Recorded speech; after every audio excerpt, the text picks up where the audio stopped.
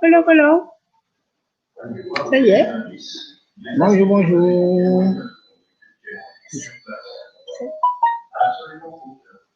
Est-ce que vous allez bien?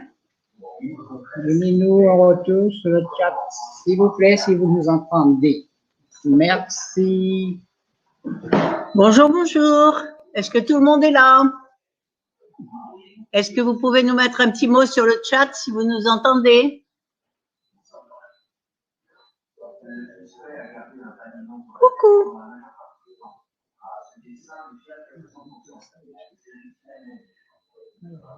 Bonjour, en ce jeudi de l'Ascension, est-ce que vous nous entendez?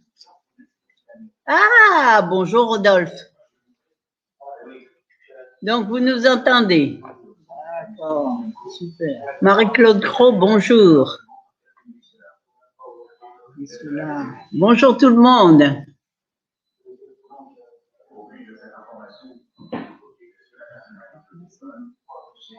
Alors, on va commencer d'ici quelques minutes. Quels sont les gens qui sont confinés? Bonjour depuis la Martinique, bonjour.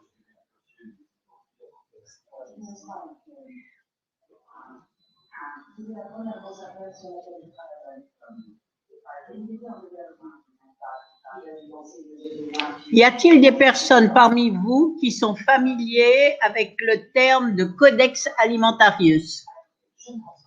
Est-ce que vous pouvez me répondre sur le chat? Nous sommes heureux de vous voir aussi nombreux un jeudi de l'Ascension.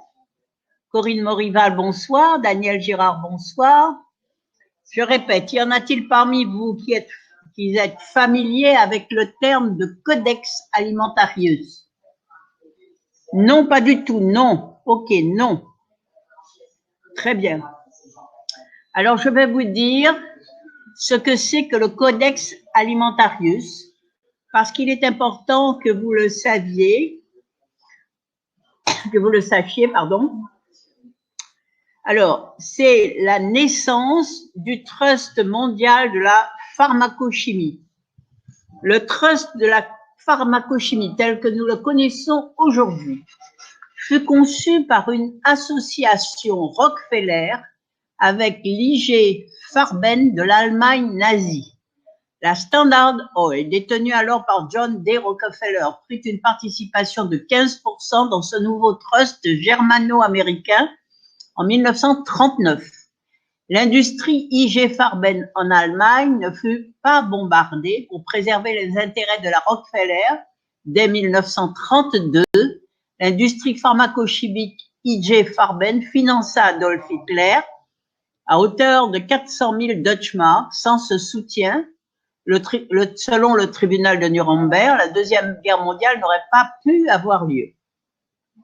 Alors, en 1941, I.G. Farben établit la plus grande industrie chimique du monde à Auschwitz, tirant profit de la main-d'œuvre du camp de concentration fabriquant le gaz Zyklon B. Au procès de Nuremberg, 24 responsables de la I.G. Farben ont été déclarés coupables de génocide, d'esclavage, de pillage et d'autres crimes. Le tribunal de Nuremberg avait alors scindé la I.G. Farben en BASF, Bayer et Hutch. Tous les anciens responsables furent cependant libérés après leur condamnation en 1952 avec l'aide de Nelson Rockefeller, leur ancien partenaire commercial. Il était alors ministre des Affaires étrangères des USA. Une fois libérés, les dirigeants d'I.G. Farben infiltrèrent les plus hautes fonctions de l'économie allemande. Jusque dans les années 70, les PDG des sociétés BASF, Bayer et Hutch étaient des anciens membres du parti nazi. Ils financèrent à partir de 1959 le jeune Helmut Kohl. Avec le support politique de ce dernier, les 3 filiales issues de l'I.G. Farben sont actuellement 20 fois plus grandes que la maison mère initiale de 1941. L'organisation nazie de mondialisation associée à Rockefeller est une réussite totale. Depuis longtemps, la planète fut quadrillée, organisée et gérée pour assurer une expansion industrielle mondiale à la pharmacochimie. IG Farben et le Codex. La tradition du cartel de IG Farben s'est poursuivie sous un nouveau nom, Association de l'industrie chimique. En 1955, l'industrie chimique pharmaceutique mondiale s'est regroupée sous les auspices de la Chambre de commerce internationale des Nations unies et du gouvernement allemand. Leurs efforts communs furent camouflés sous le nom de Codex Alimentarius. Un grand nombre de partis politiques européens dits de droite et de gauche furent financés par cette industrie pour assurer des législations favorables à l'industrie pharmaceutique. Objectif du Codex. Le Codex Alimentarius entend mettre hors la loi toute information alternative de santé en rapport avec les vitamines, les thérapies naturelles, les compléments alimentaires et tout ce qui constitue de près ou de loin un concurrent potentiel. L'état d'esprit qui préside à la mondialisation pharmacochimique explique en grande partie la destruction systématique de tous les novateurs scientifiques indépendants depuis 50 ans. Cette industrie emploie tous les moyens pour garder ses parts de marché en matière de cancer, sida, maladies cardiovasculaires. Nous sommes en mesure depuis des décennies de soigner et de guérir dans bien des cas toutes ces maladies. Mais de puissants procédés de désinformation sont en place pour cacher ces vérités au grand public. La mise hors la loi de toute information sur les médecines alternatives bloquera l'éradication de certaines maladies, assurant toujours plus de profit à cette industrie mondiale qui ne traite que les symptômes sans s'attaquer aux causes. Le docteur Rast dénonce cette situation en ces termes. La vraie nature de l'industrie pharmaceutique mondiale est de gagner de l'argent avec les maladies chroniques et non point de s'occuper de la prévention ou de l'éradication des maladies. L'industrie pharmaceutique a un intérêt financier direct à ce que les maladies perdurent afin d'assurer la croissance du marché des médicaments. C'est pour cela que les médicaments sont conçus pour soulager les symptômes et non pour traiter les causes des maladies.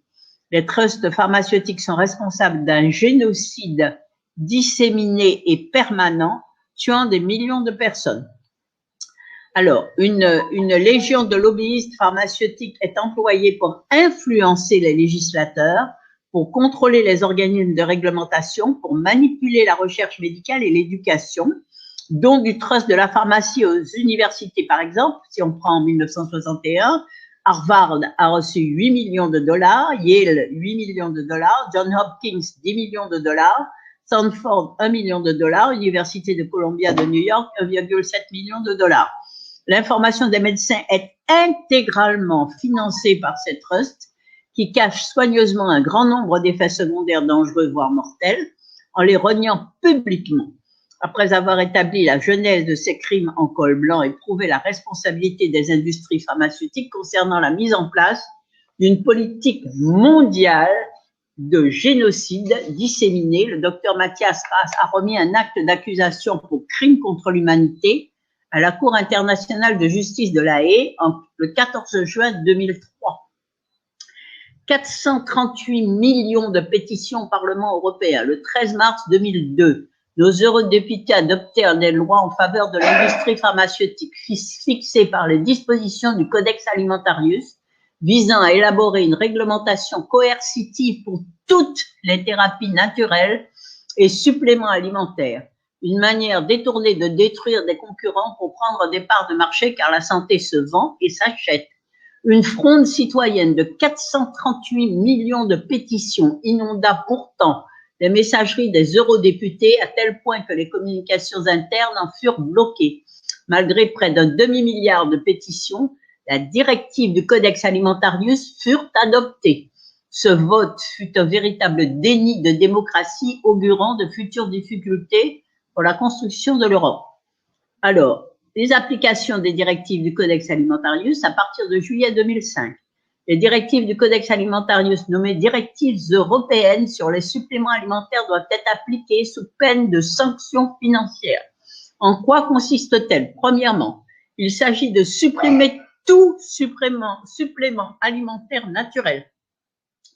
Tous seront remplacés par 28 produits de synthèse pharmaceutique à bas dosage, car toxiques, et seront uniquement disponibles en pharmacie sous prescription médicale. 2. Les médecines naturelles telles que l'acupuncture, la médecine énergétique ayurvédique, tibétaine, etc. se verront progressivement interdites. 3. L'agriculture et l'alimentation animale se verront réglementées selon les normes du complexe pharmacochimique, interdisant du même coup l'agriculture dite biodynamique. 4. L'alimentation humaine certifiée légale devrait être irradiée au cobalt. Le Codex Alimentarius contrôlera l'accès aux acides aminés essentiels, les huiles de poisson, les vitamines et les minéraux. L'élargissement des contrôles opérera progressivement, mettant à mal toutes les médecines alternatives ancestrales ou naturelles. Le non massif à la construction européenne est aussi un non au Codex Alimentarius, organe de propagande du complexe pharmacochimique qui vise le monopole mondial le plus despotique que nous ayons jamais connu. Ne pas prendre en compte l'opinion de centaines de millions de citoyens est une très grave inconséquence de la part de nos hommes politiques. Des centaines de millions de citoyens à travers le monde n'entendent pas laisser les médecines naturelles millénaires être interdites pour les parts de marché de la pseudo-science pharmacochimique. Tous les ans, 800 000 personnes meurent, par exemple, en Amérique du Nord, simplement sur prescription médicale allopathique. La pharmacochimie tue beaucoup plus qu'elle ne soigne. Un rapport de l'ONU affirme d'ailleurs que sur 205 000 médicaments de ces industries, seuls 26 sont indispensables. Parmi ces 26, seulement 9 devraient bénéficier d'une priorité absolue. Si on a recours aux médecines chinoises, perses et indiennes, ces 9 composés chimiques ne sont de presque aucune utilité. Autant dire que sans pharmacochimie, le monde se porterait beaucoup mieux. Alors, la résistance, l'Afrique du Sud a affirmé qu'elle ne se conformerait pas aux directives du Codex Alimentarius. Le ministre de la Santé, Manto Chalabala Mengsang, a déclaré que son pays est en désaccord avec cette dichotomie entre médecine naturelle et médecine allopathique. Selon sa conclusion, cette disposition vise à faire de l'argent à partir de remèdes brevetés et ainsi à discréditer l'usage de produits naturels. L'Inde ne se conformera pas aux directives du Codex Alimentarius car il a fait la promotion de formules pour bébés contenant des ingrédients chimiques causant une inflammation destructrice du cerveau chez les bébés sensibles. Le délégué indien chargé de plaider l'affaire auprès du Codex a été ignoré et lorsqu'il insista pour un débat, il fut expulsé de la Chambre. L'Association des médecins et des chirurgiens américains a exprimé son opposition au Codex afin d'avoir recours à des remèdes naturels. Au Royaume-Uni, les médecins exerçant la médecine naturelle supportés par les membres de la Chambre des Lords se sont fermement opposés à la politique pro-Codex de Tony Blair.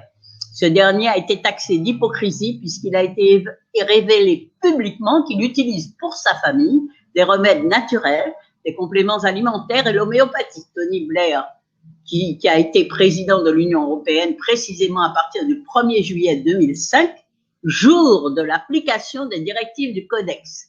Intéressant. Nous assistons donc à un bras de fer entre deux conceptions du monde. D'une part, l'idéologie Rockefeller, dont l'unique objectif est de vendre sans scrupule, d'asseoir une hégémonie et un pouvoir mondial, breveter le vivant, tout refaire en molécules synthétiques, nier toute médecine autre que la pharmacochimie. C'est l'idée de progrès affichée par tous les trusts. Cette politique n'a rien de démocratique et vise à modeler les masses à son gré en fonction de ses besoins.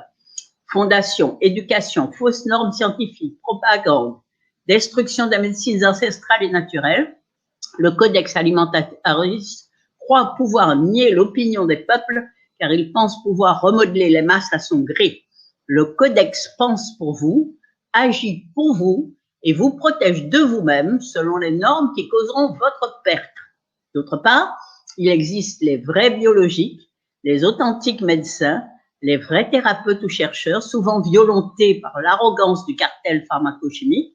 Ils ont établi le concept de bio-individualité fondé sur la liberté du choix thérapeutique des patients. Cette conception suscite chez le patient l'esprit de recherche, offre des alternatives dans la manière de se soigner. Cette approche s'adapte au patient plutôt que d'imposer un protocole thérapeutique de masse non individualisé. La maladie a une connotation spécifique dans la vie d'un individu. Ne pas en tenir compte, c'est ramener l'homme au rang de machine physico-chimique. Or, l'homme est beaucoup plus que cela. Au-delà de toutes ces considérations, nous sommes en face de deux conceptions de l'homme. D'un côté, l'homme robot, rouage au service d'un système, et l'homme holistique, reflet microcosmique de l'univers entier, éternel chaman. Gandhi disait à propos des Occidentaux, L'homme blanc ne vit pas, il fonctionne. Aujourd'hui, le choix nous est donné de vivre au lieu de fonctionner. Hein?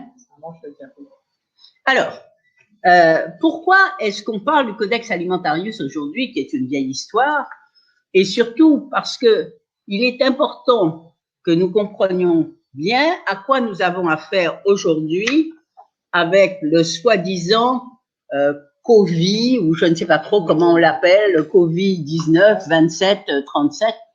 Sachez que ça ne fait que commencer. C'est-à-dire qu'il est absolument prévu que nous soyons en permanence dans une pandémie. Jusqu'en 2028 en tout cas, il est prévu que nous ne sortirons pas de la pandémie, de façon à ce que il y ait chaque fois un nouveau vaccin qui soit proposé et que nous puissions prendre ce vaccin. Alors, à ce propos, d'excellentes nouvelles, parce qu'il faut quand même se rendre compte que ces gens n'ont pas fait tout ça, qui qu'ils soient, on s'en fiche, ils n'ont pas fait tout ça pour eux risquer d'attraper la maladie. Car aujourd'hui, toute personne vaccinée devient, on en est clair maintenant, devient un danger pour les non-vaccinés, que je suis en tout cas. Donc, ça veut dire qu'ils deviennent de véritables laboratoires pour fabriquer des mutants, puisque le virus mute, et que ces mutants, au bout d'un moment, même si on est très fort, même si on a un très bon système immunitaire, nous risquons d'être submergés par ces mutants, que eux, les vaccinés, vont nous passer.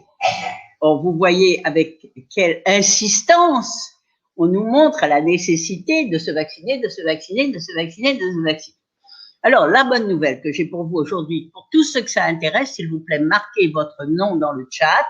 Nous vous enverrons l'antidote, car ils ont prévu un antidote, la suramine pour eux-mêmes, de façon à ce qu'ils ne soient pas infectés. Si jamais une personne qui est vaccinée s'approche d'eux, ils seront protégés. Alors, nous vous avons préparé cet antidote. S'il vous intéresse, vous mettez votre nom sur le chat et le document vous sera envoyé. Malheureusement, il n'est qu'en anglais. Je vous demande d'essayer de le traduire parce qu'il en vaut la peine. Et vous verrez que l'antidote est très, très, très facile à se procurer. La suramine, probablement pas parce qu'elle doit être avec une prescription médicale, mais les aiguilles de pin, je pense qu'à peu près tout le monde connaît quelqu'un qui vit près d'une forêt et qui peut lui envoyer des aiguilles de pin pour se faire des tisanes. C'est un très bon antidote contre ce virus.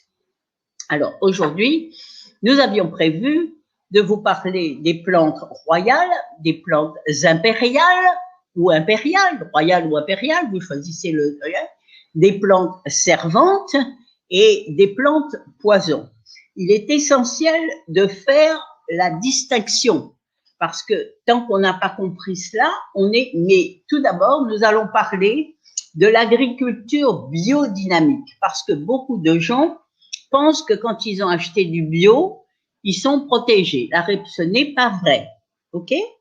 Soyons clairs, nous allons regarder donc ce que c'est que l'agriculture biodynamique.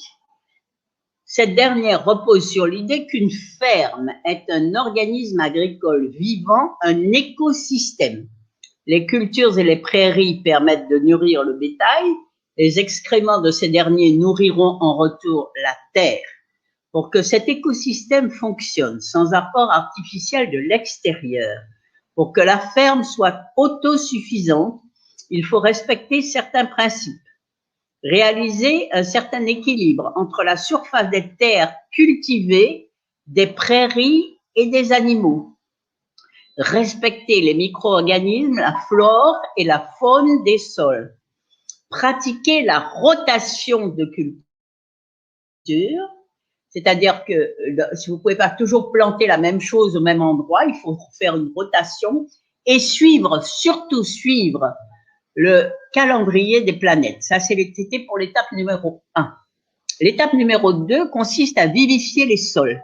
Les tenants de l'agriculture biodynamique considèrent que la terre est malade et prématurément vieillie. Mais en pratiquant certaines techniques, on peut respecter et dynamiser le sol.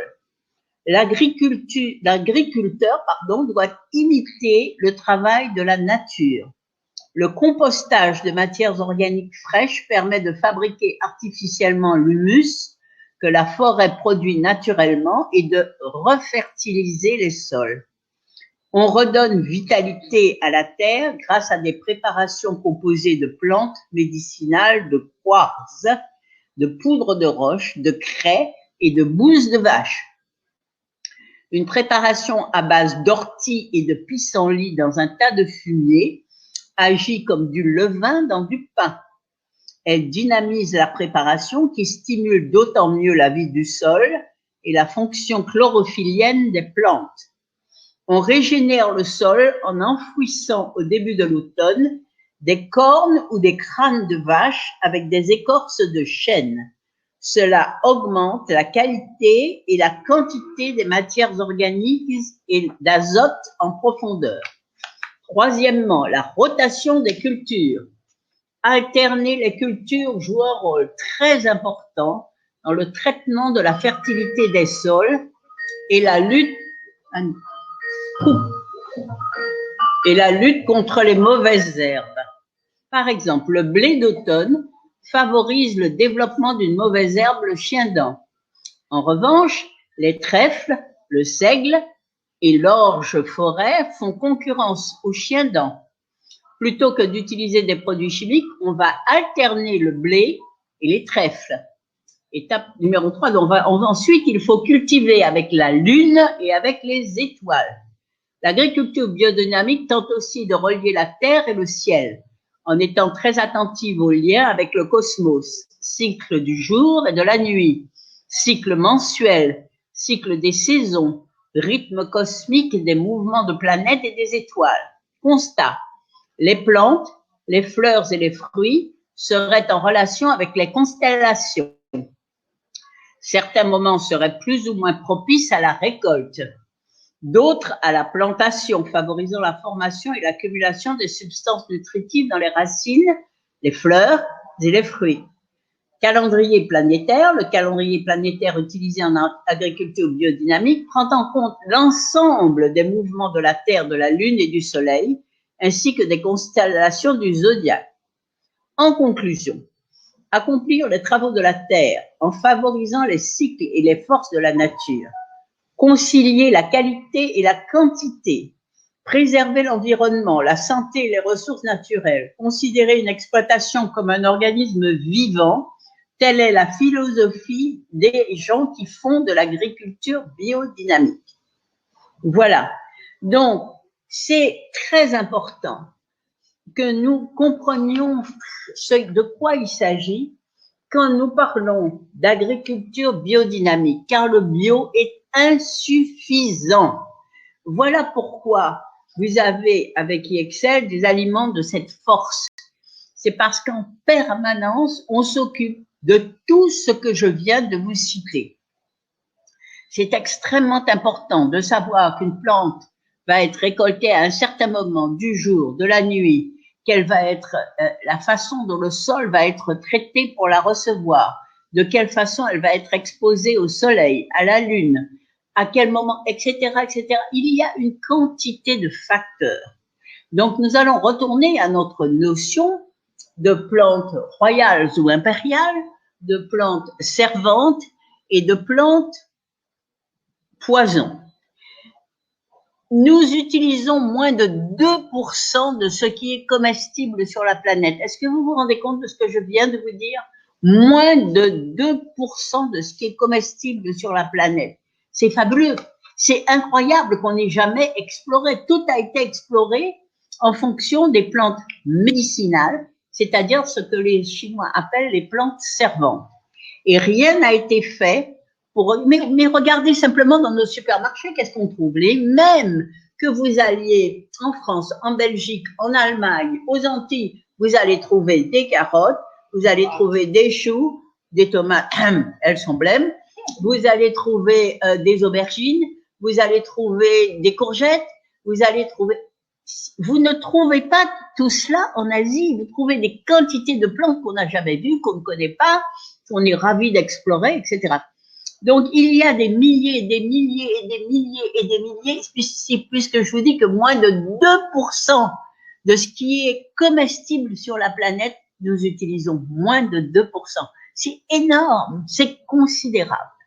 Alors aujourd'hui, mon but, c'est évidemment d'explorer avec vous les plantes royales et impériales, puisque ce sont les seules qui intéressent IXL. Alors, le critère d'une plante royale ou impériale, c'est celle que chacun, femme, bébé, enfant, vieillard, peut manger du 1er janvier au 31 décembre sans aucun effet secondaire. C'est très, très important de comprendre cela. On ne cherche pas l'élément actif, on cherche la quantité de phytonutriments, c'est-à-dire à quel dosage la plante a été exposée aux rayons du soleil, de façon à ce que ces éléments phytochimiques soient créés dans la plante. Parce que ce sont eux qui vont faire la force de la plante et la force de ce qu'elle va nous apporter. C'est pour ça que comprendre l'agriculture biodynamique, dont je viens de vous citer quelques-uns des principes de base, est tellement, tellement important. Quand on me dit c'est bio, je m'en fous. Et ça peut être bio, mais si la terre n'a plus rien dedans, qu'est-ce que j'en ai à faire que ça soit bio? OK? Donc, il est essentiel de savoir qu'une plante royale, non seulement il y a la qualité de la plante, par exemple, si nous regardons quelquefois, les gens me disent, vous comprenez, je suis allergique au soja. Ah, bon, très bien. Est-ce que je peux me permettre de vous demander lequel? Il y existe 6000 espèces de soja. Alors, voulez-vous me dire de quel vous me parlez? Et surtout, voulez-vous me dire comment il a été planté, comment il a été récolté, comment le sol a été retourné, à quel moment on l'a récolté, comment il a été exposé à la lune et au soleil, pendant combien de temps, etc., etc., etc. Or, la plupart des Occidentaux, par exemple, qui font du soja, parce qu'il est certain que le soja est une source de protéines considérable et avec des bienfaits pour le corps étonnants, puisque le soja contient un tueur de cancer. C'est vraiment un très bon produit à condition d'avoir le bon. Il faut aussi savoir que le soja doit être préparé à une température spécifique, que si vous le préparez à une température au-delà de 60 degrés, vous annihilez la plupart de ses bienfaits. Il faut aussi savoir qu'il y a une petite pellicule autour du soja qui doit impérativement être enlevée, car de ce fait, il devient toxique.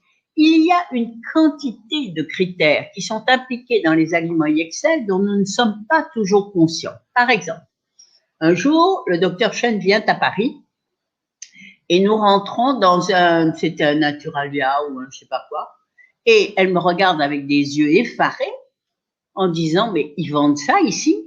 Et elle parlait du pollen d'abeille. Je dis, oui, bien sûr, c'est ce qu'on appelle, c'est ce que ici on appelle pollen d'abeille et qu'on achète régulièrement. Elle me dit, mais si je vendais ça en Chine, je me ferais mettre en prison.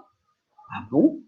Alors, elle m'explique, et à ce moment-là, j'ai compris quelque chose à propos du pollen d'IXL, que pour faire 1 kilo de pollen, leur pollen, il fallait décortiquer 10 kilos du pollen tel qu'il est vendu là.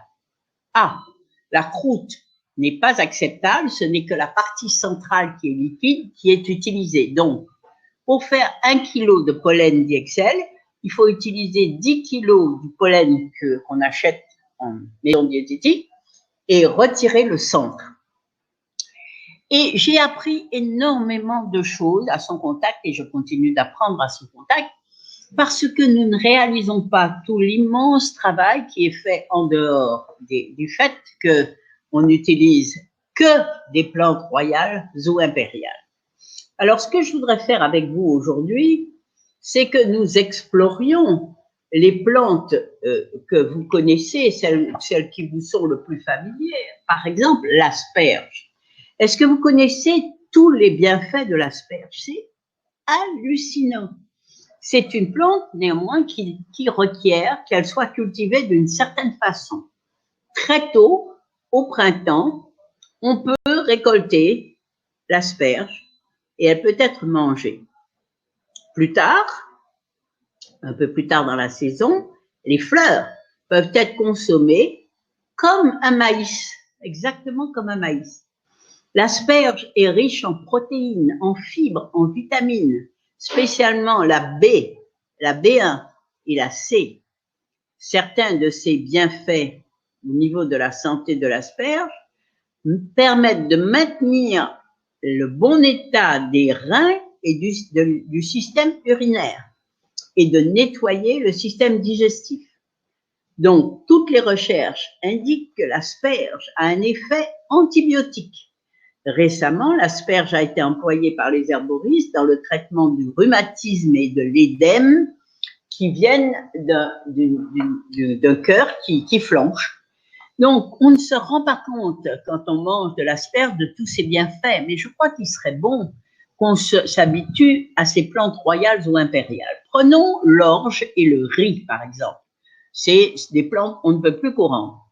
Depuis les temps anciens, le riz et l'orge ont été cultivés et même respectés par l'homme parce qu'elles poussent dans le monde entier, pratiquement. Et ces plantes sont riches en vitamine B, en vitamine E, sont très élevées en protéines, en hydrates de carbone, en minéraux, et aussi parce que aussi bien le riz que l'orge ont des propriétés anti-inflammatoires. Ils sont souvent recommandés pour les individus qui souffrent de maladies, diverses et variées d'ailleurs. Les enzymes et la vitamine B dans l'orge et dans le riz sont des composants responsables du bon fonctionnement du système digestif. Ces plantes ont aussi été utilisées pour traiter des individus qui perdent l'appétit et les femmes qui souffrent lorsqu'elles sont obligées d'allaiter. Donc, vous voyez qu'il est très, très important de connaître les bienfaits de toutes ces plantes. Le pollen, l'Apis mellifica. Le pollen d'abeille contient toutes les substances qui sont nécessaires à maintenir la vie et de ce fait, on l'appelle un aliment complet.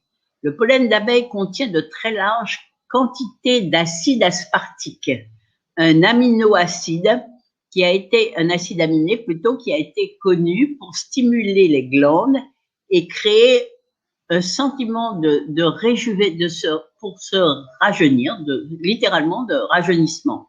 Il a aussi été connu pour renforcer le système immunitaire. La plupart des pollens d'abeilles contiennent 35% de protéines et la moitié sous forme d'acides aminés. Ces acides aminés sont essentiels à la vie et peuvent être assimilés facilement. Ils arrêtent le durcissement des artères et renforcent le système circulatoire. D'autres analyses du pollen d'abeille nous révèlent qu'il contient de la lécithine et de très larges quantités de vitamines A, C, D, E et de B complexe. Le pollen d'abeille est composé de deux composés, la partie soluble à l'eau, à l'intérieur, donc c'est celle-là qui est utilisée par IXL, et la partie dure à l'extérieur ou l'écorce, si vous voulez. La plupart des pollens d'abeilles qui sont vendus avec l'écorce, avec l'espèce de capsule qui l'entoure.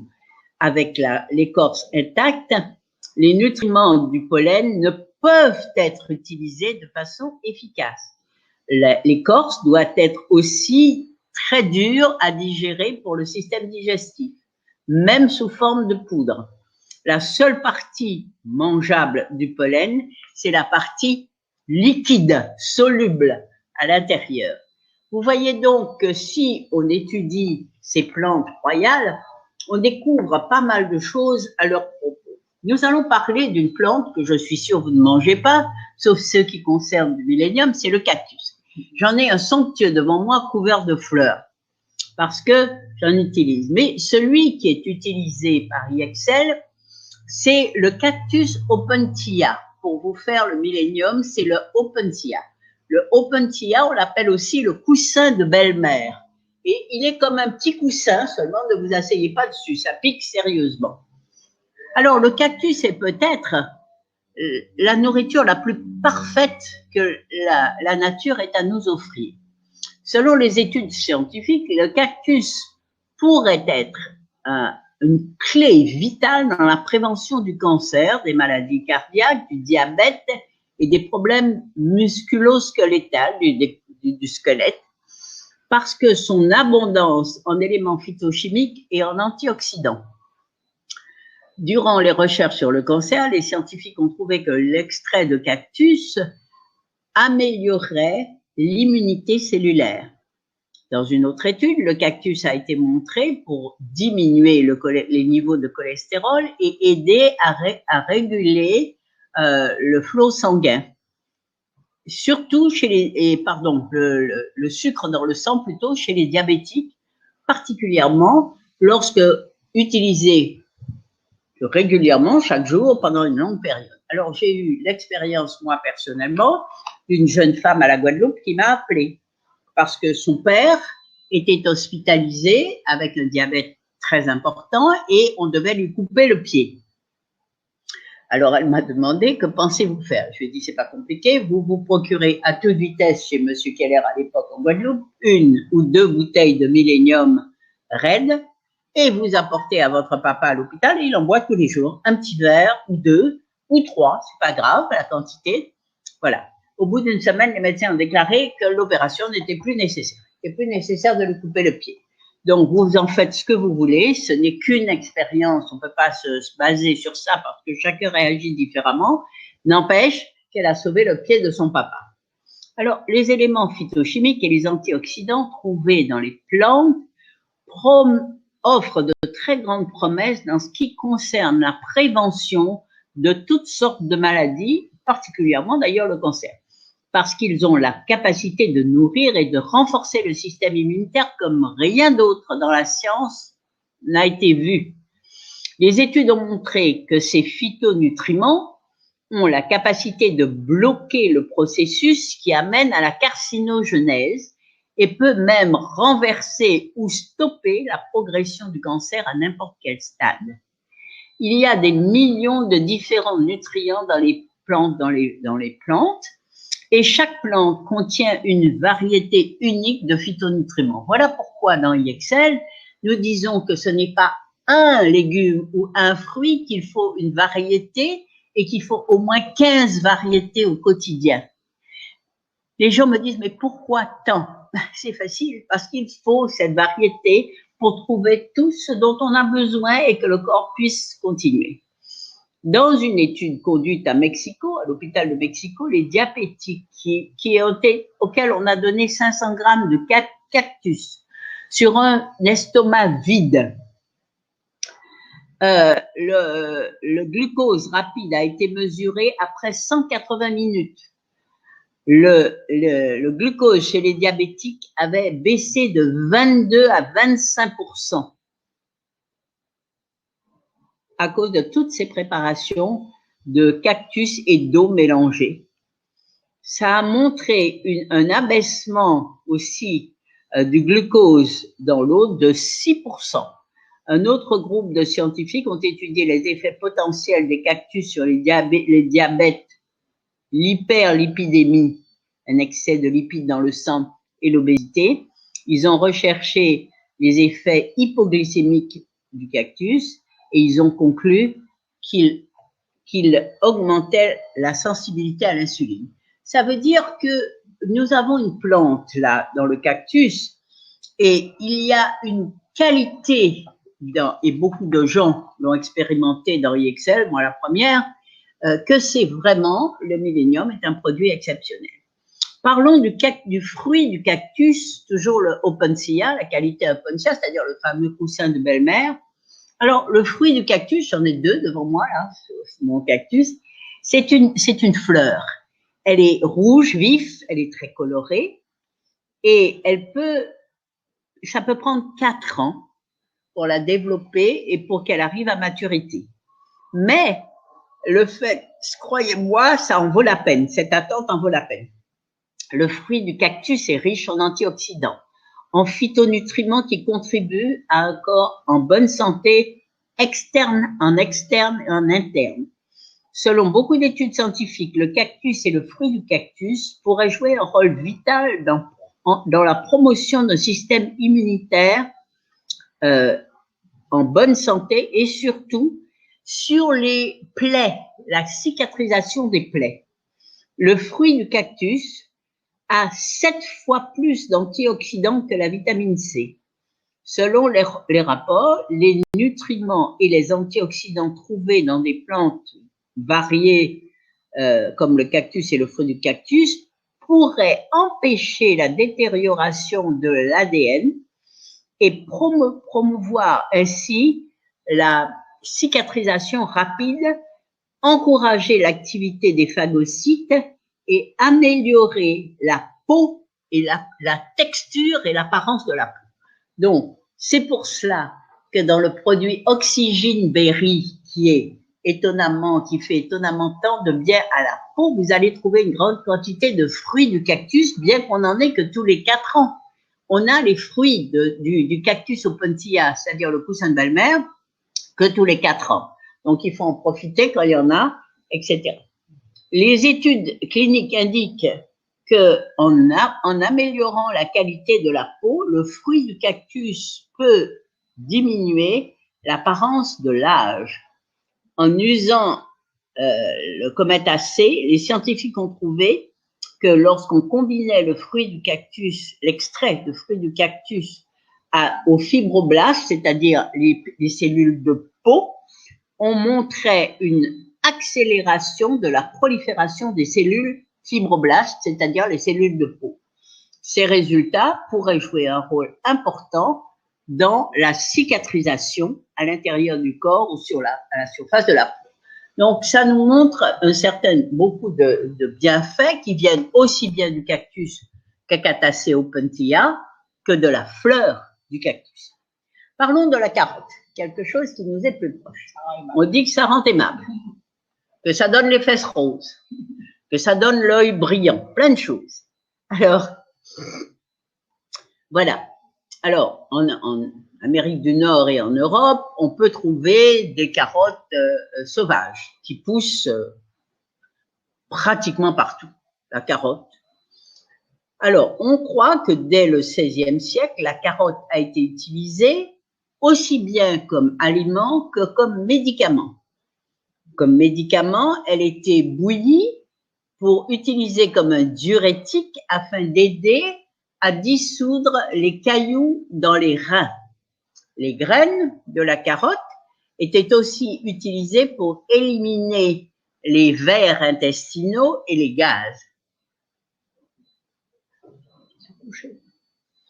En médecine moderne, la carotte joue un rôle important dans l'alimentation des patients atteints de cancer. La carotte sauvage contient une haute teneur en fibres, en rétinoïdes, en huile volatile, en vitamines A, B et C et en bêta-carotène, en alcaloïdes docine, en sel de potassium et de carotène. La carotène dans la carotte aide à stimuler le système immunitaire et on a montré qu'elle pouvait inhiber le développement du cancer. Donc, on ne va pas pouvoir voir toutes les plantes alimentaires aujourd'hui, on pourra continuer une autre fois, mais il y en a des quantités que vous connaissez. Donc, je vais parler de l'Angelica sinensis, c'est-à-dire le donquoy, que beaucoup de gens ne connaissent pas toujours et qui est un des meilleurs produits que nous puissions avoir. Je vous rappelle que Yexel ne fabriquant plus de donquoy, d'Angelica sinensis, nous avons pu nous en procurer pour vous dans une maison qui s'appelle iHerb, qui fait de très très bons produits et qui fait un très bon Angelica sinensis. Et c'est une herbe un peu mystérieuse. Elle a été utilisée depuis des milliers d'années durant les épidémies. elle a été utilisée pour traiter une large variété de maladies, le donquoy ou l'angélica. C'est taillé une place importante dans toute la panoplie des herbes, des végétaux qui soignent. Le donquoy, on l'a appelé la reine de toutes les herbes. Elle contient de la vitamine A, B12 et E. Elle a un effet relaxant et tranquillisant sur le système nerveux central. A été capable de dissoudre des blood clots. Donc, des blood clots, ce sont des caillots sanguins. Je vous rappelle qu'en ce moment, lorsque vous êtes en contact, surtout les femmes, avec quelqu'un qui a été vacciné, une des choses les plus importantes qui se passe, c'est que vous fabriquez des caillots sanguins. Donc, rappelez-vous ça, quand vous aurez ça, vous aurez toujours la possibilité de prendre du donquoy. Et elle relâche les muscles lisses en augmentant la circulation. En médecine chinoise, le donquoy joue un rôle important pour nourrir le corps féminin.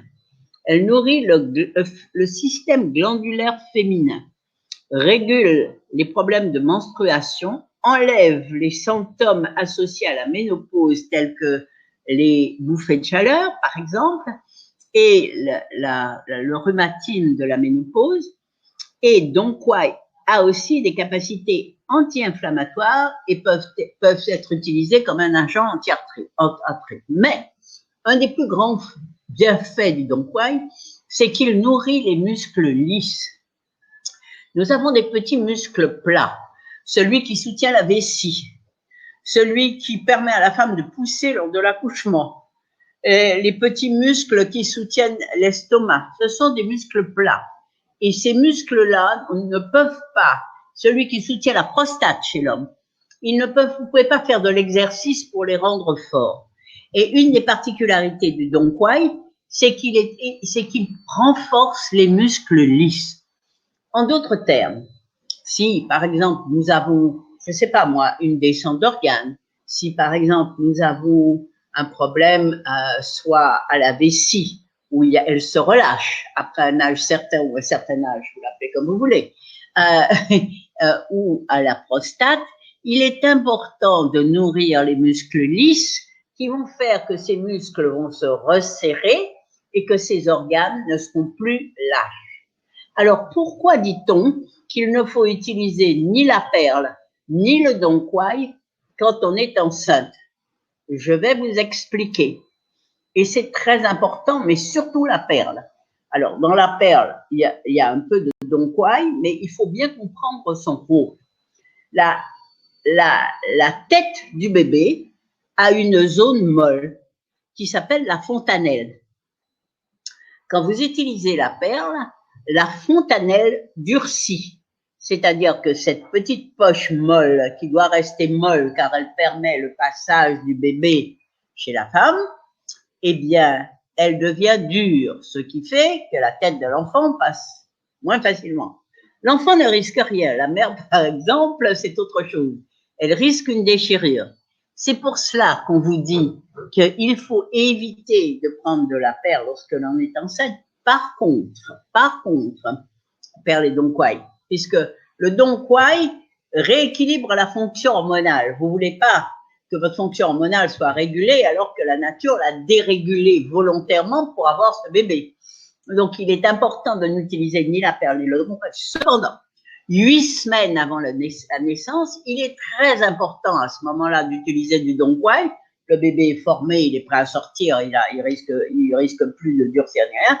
C'est bon d'utiliser à ce moment-là le donquoy parce qu'en renforçant les muscles lisses, ça permettra à la femme de pousser beaucoup plus efficacement au moment de l'accouchement et il n'y aura pas de souffrance.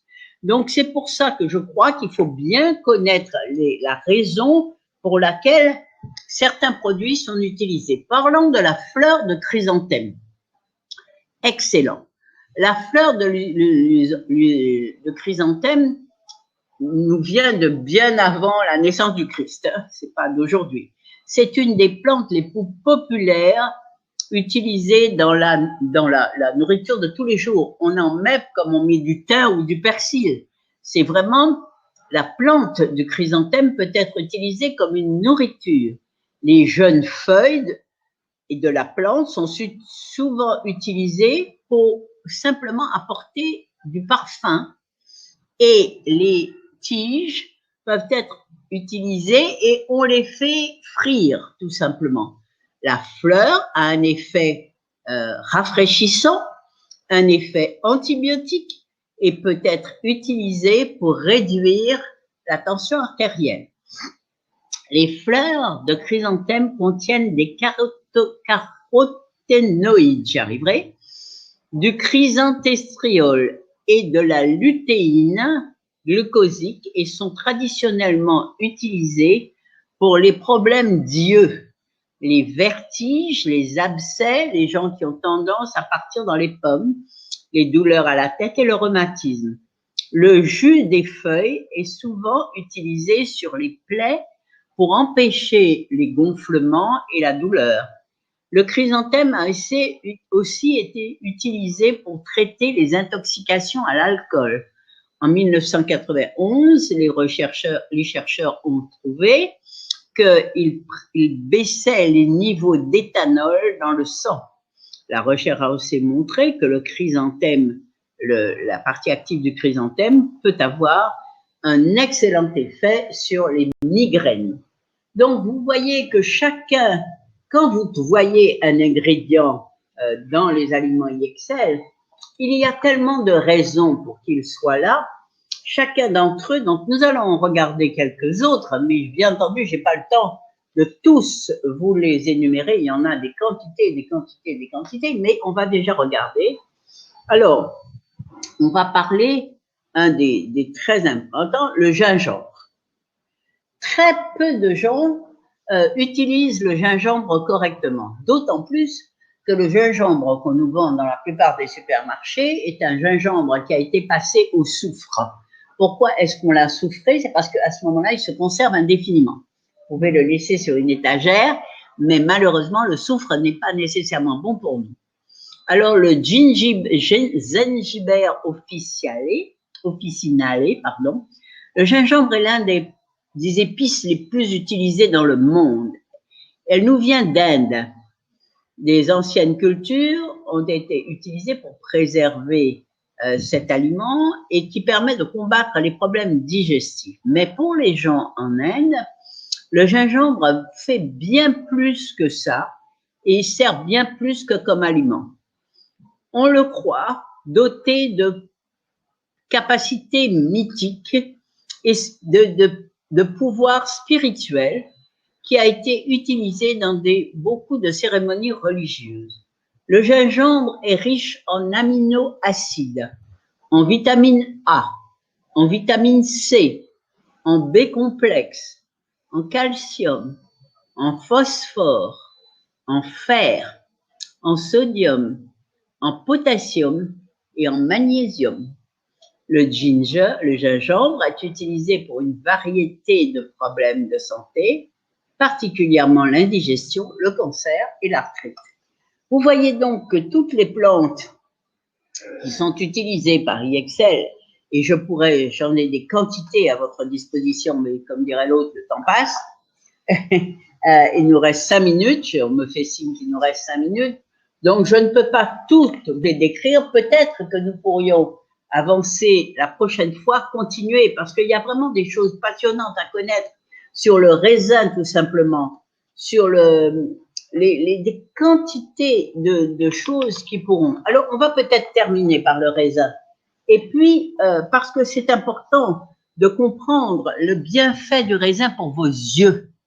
Parce que le proanthocyanidine, que l'on appelle couramment l'OPC, est un flavonoïde extrêmement puissant que l'on trouve dans la peau et dans les grains des raisins. Alors que la vitamine E, C et le bêta-carotène ont prouvé être des antioxydants puissants, beaucoup d'études nous montrent désormais l'activité antioxydante de l'OPC ou le proanthocyanidine, est bien plus grande dans les raisins que les vitamines E, C et le bêta-carotène. L'OPC a 20 fois plus d'antioxydants comparé à la vitamine C et possède 50 fois plus d'antioxydants que la vitamine E. Les études scientifiques ont prouvé que l'efficacité des raisins, c'est une véritable maison de force en antioxydants et pour améliorer la réparation, le mécanisme de réparation de l'ADN et pour ralentir le processus de l'âge. Les antioxydants préviennent et contrôlent de nombreuses maladies qui vont de l'arthrite au cancer en préservant les cellules contre la dévastation des molécules d'oxygène. En contrecarrant les effets des radicaux libres, les antioxydants préviennent une réaction en chaîne d'amalgame des molécules qui pourrait possiblement provoquer une mutation des protéines et de la membrane et même de l'ADN. Le corps produit beaucoup d'antioxydants essentiels, mais des sources extérieures on a aussi besoin de sources extérieures pour assurer la complète neutralisation des radicaux libres. Alors, les radicaux libres, vous savez ce que c'est? C'est la rouille, tout simplement. Voilà pourquoi je conseille toujours le vision, quelle que soit la personne. On me dit, mais j'ai pas de problème, Dieu. Non, mais vous avez des radicaux libres. Nous avons de la rouille. Alors, quand vous avez de la rouille sur vos vêtements, vous mettez de la rubigine. Nous, quand on a de la rouille, on met du vision. C'est essentiel. Les fruits, les légumes, les plantes sont des sources idéales parce qu'ils contiennent des nutriments naturels que l'on appelle des bioflavonoïdes. Il y en a environ 4000 différents. Nos corps produisent naturellement des bioflavonoïdes tels que l'OPC et ne